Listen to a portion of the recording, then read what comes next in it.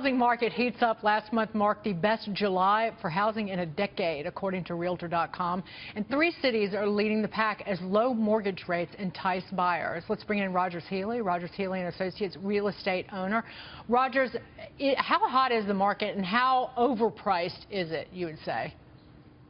I think the market's still doing awesome. It's still really hot, but it's not necessarily overpriced. We're just seeing some places get a little bit on the less affordable side. But you know, it's still relative, and we're still really seeing the effects of the spring market all the way this late in the summer. Well, let's talk about the top 3 housing markets in July: Vallejo, California; Dallas, Texas; and Denver, Colorado.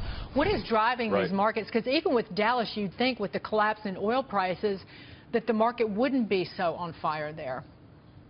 Yeah, so as a Dallasite myself, we've seen such an influx of job growth here that the outer skirts of the city have really been affected positively. The oil and gas market doesn't really affect Dallas that much as it does Fort Worth.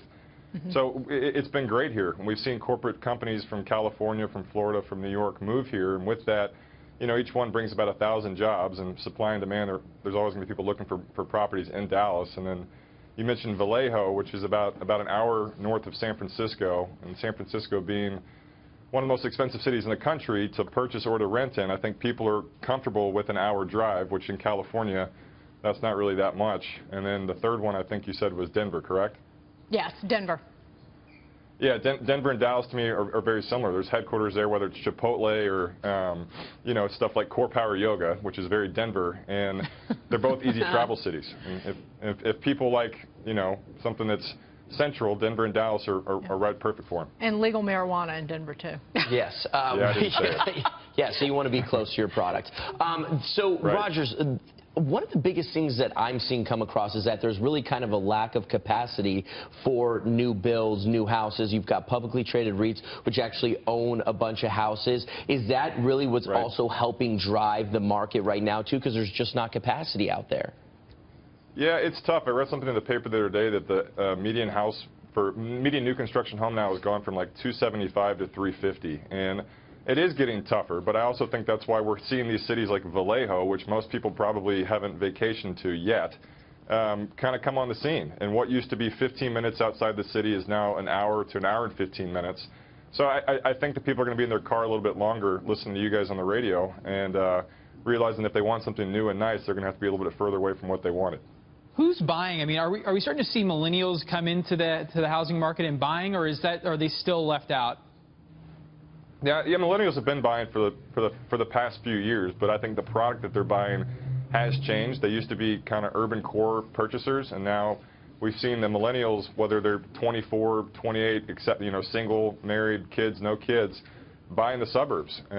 But we're seeing a lot of empty nesters still downsize, and you know, it's still just as strong as it has been the last couple of years. What do you think is the best market to buy in right now in terms of the affordability?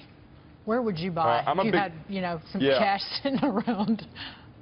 Yeah, I'm a big fan of college towns. I think the college towns that have rent revenue potential are always safe plays, whether it's a Madison, Wisconsin, and Athens, Georgia, Oxford, Mississippi, just any big college town where you're always going to have an influx of kids coming and going. I think you're very well protected, because with that comes, you know, the new development of retail and high-end rentals, and then in my mind that always drives traffic.